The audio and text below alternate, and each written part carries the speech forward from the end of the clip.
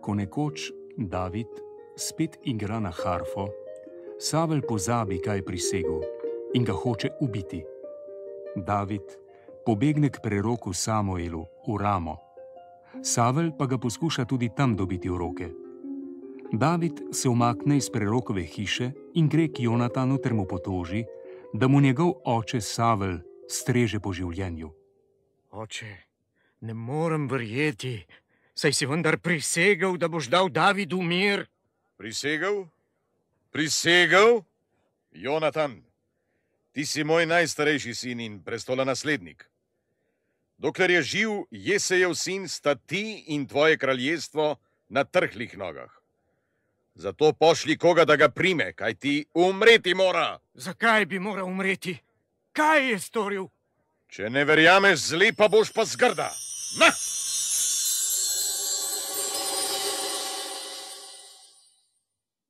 Savel je vrgel kopje proti lastnemu sinu. Zdaj Jonatan spozna, kako resno misli kralj. Zato zapusti očeta in se skrivaj dobi z Davidom. David poklekne pred njim in se mu prikloni, da bi se mu zahvalil za njegovo zvestobo. Jonatan pa ga pošlje proč. David, pojdi v miru.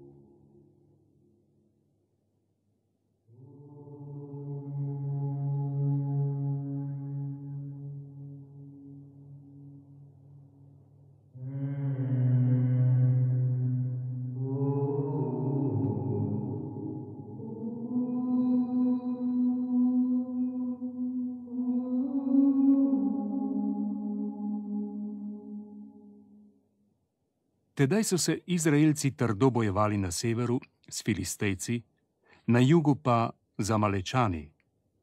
David se je na jugu na lastno pest tolkel z njimi. Tako jih je zmlel, da jim ni nikoli več prišlo na misel spoprijeti se še kdaj z Izraelci. Savel in njegovi sinovi so se na severu ubili s Filistejci. V bitki na gorovju Gilboa so umrli Jonatan in njegovi bratje. Ko je Savel videl, da je vse izgubljeno in njegovi ljudje bežijo pred sovražniki, se je vrgel na svoj meč. Tako je strašno. Savla je vendar Gospod mazilil za kralja. Tudi Jonatana, mojega zvestega prijatelja, ni več. Moj Gospod, kaj naj zdaj ukrenem?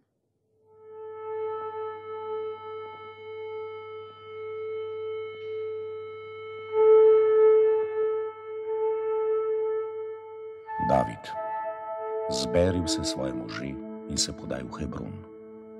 Vsi možje Judovega rodu naj se zberejo. V Hebronu so se res zbrali vsi možje Judovega rodu in mazilili Davida za svojega kralja.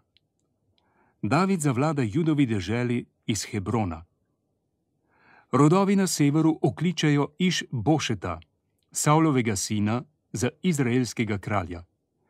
Med pristaši Davida in med pristaši Savla, med Judom in Izraelom je dolgo divjala vojna. Iš-Bošeta so umorili lastni ljudje. Tedaj so starešine iz vseh izraelskih rodov prišli v Hebron in končali bratomorno vojno. Za kralja so vklicali Davida, saj ga je že Gospod izbral za pastirja in vodnika svojega ljudstva.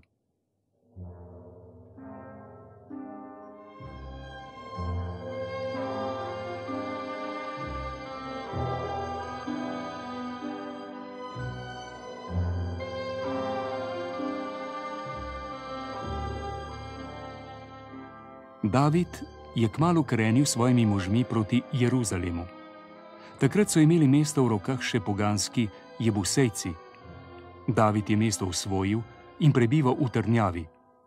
Izbral si je Jeruzalem za glavno mesto in ga imenoval Davidovo mesto.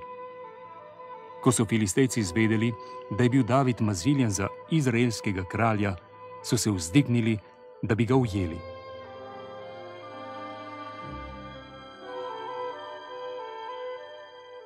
Moj gospod, svetuj mi, naj planem na Filistejce.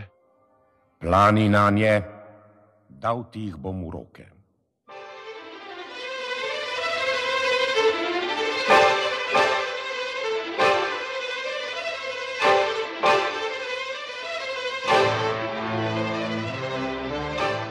David je storil, kakor mu je velel Gospod, in potolkal Filistejce na vsem njihovem ozemlju. Zdaj so imeli Izraelci vso deželo Kanaan, kakor je bil Gospod obljubil Abrahamu.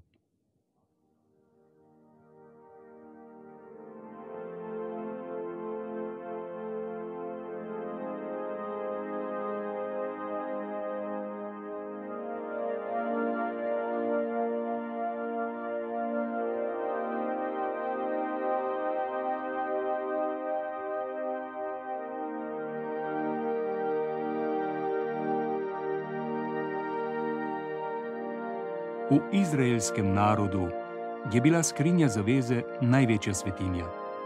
To je bila dragoceno okrašena skrinja. V njej so hranili tabli postave in vrč z mano. Ko so vladali sodniki, je stala skrinja zaveze v templju v Šilu. Med dolgotrajnimi boji so Filistejci zaplenili skrinjo zaveze in jo odnesli v svojo deželo.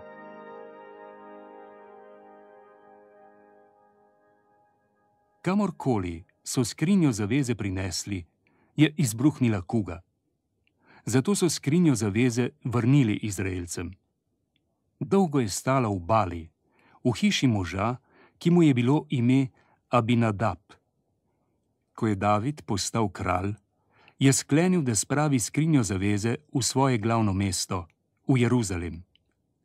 Zbral je vse može, ki so bili sposobni prijeti za orožje, in krenil z vso to vojsko v Balo na Judovskem. Skrinjo zaveze so vzeli iz Abinadabove hiše in jo odpeljali na novem vozu.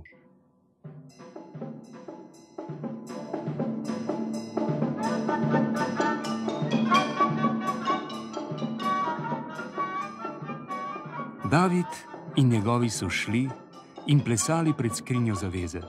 Peli so in igrali na citre, harfe in cimbale, tolkli po bobnih, ragljali z ropotuljami. David je navdušeno plesal, oblečen samo v tanko laneno duhovniško oblačilo. Skrinjo zaveze so nesli v mesto, pri tem pa navdušeno vzklikali in trobili na rogove. Davidova žena Mihala, Savlova hči, je gledala skozi okno. Ko je videla, kako kralj poskakuje in pleše pred skrinjo zaveze, ga je v mislih grajala. Skrinjo zaveze so prenesli v šotor, ki ga je bil pripravil David, in jo postavili na ustrezno mesto. In David je daroval Gospodu žgalno daritev ter v Gospodovem imenu blagoslovil ljudstvo. Nato so se vsi razšli. Kako dostojanstveno se je danes vedel izraelski kralj. Pred vsemi deklami svojih podložnikov se je osramotil in ponižal kakor najbolj navaden prostaški človek. Pred Gospodom sem plesal, pred njim bi se rad še bolj ponižal.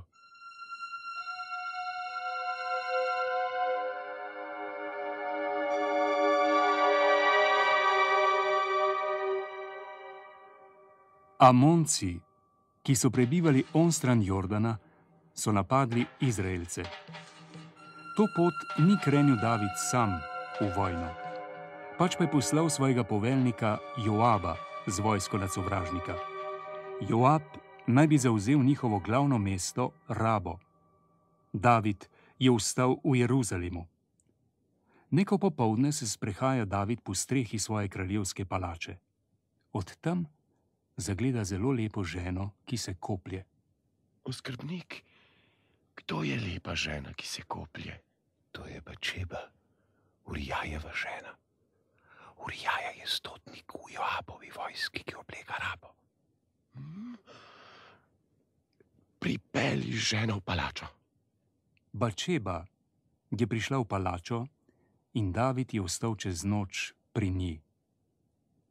Potem pošlje David poveljniku Joabu pismo. Postavi Urijaja tja, kjer divjajo najhujši boji, potem se umaknite, da ga sovražniki zadenejo in ubijejo. Tako se je tudi zgodilo. Ko udarijo sovražniki iz mesta, je Urijaja pri možeh, ki jih potiskajo proti mestnim vratom. Tedaj ga zadene puščica z obzidja in je pri priči mrtev.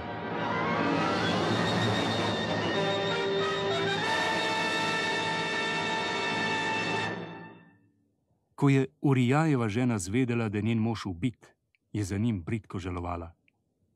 In ko je minil čas žalovanja, je postala Davidova žena in mu rodila sina.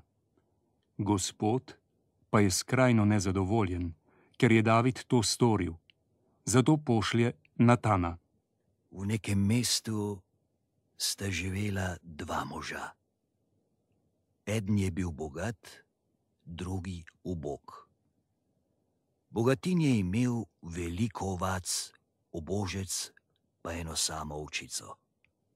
Zrasla je pri njem, jedla iz njegove sklede in pila iz njegovega vrča, pa rad jo je imel, kakor bi bila njegova hči.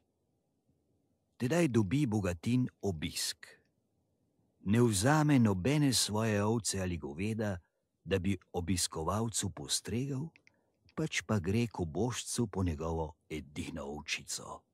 Kakor resnično živi Gospod. Človek, ki je to storil, mora umreti. Ta človek si ti, David. Tako govori Gospod. Dal sem ti palačo tvojega gospoda. Vse rodove Izraelove sem ti izročil. Zakaj si storil, kar Gospod prepoveduje? Umoril si Urijaja in si vzel njegovo ženo. Zato se odslej nikdar več ne bo umaknil meč od Davidove hiše. Pregrešil sem se zoper Gospoda. Gospod ti je greh odpustil. Ne boš umrl ti, pač pa sin, ki se ti je rodil. Ko je Natan odšel domov, je Bog dopustil, da je zbolel otrok, ki ga je bila rodila Bačeba Davidu. Tedaj je David milo prosil Gospoda za otroka, se pustil in spal ponoči na tleh. 7. dan pa je otrok umrl. Davidova Bačeba je kmalu rodila drugega sina. David mu je dal ime Salomon. Gospod je ljubil Salomona in mu dal po preroku Natanov vzdevek Gospodov ljubljenec.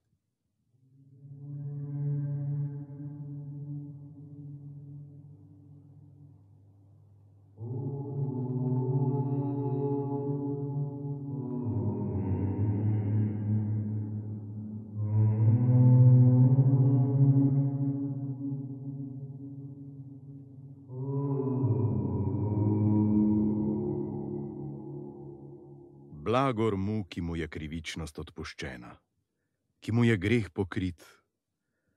Blagor človeku, ki mu Gospod ne prišteva krivde in v njegovem srcu ni prevare. Ko sem molčal, so moji udje oslabeli zaradi neprestanega vzdihovanja. Potem sem ti priznal svoj greh. Svoje krivde nisem dlje prikrival. Dejal sem: priznal bom svojo upornost Gospodu. In ti si odpustil krivdo mojega greha. Veselite se v Gospodu in radujte se, pravični. Vriskajte vsi, ki ste iskreni.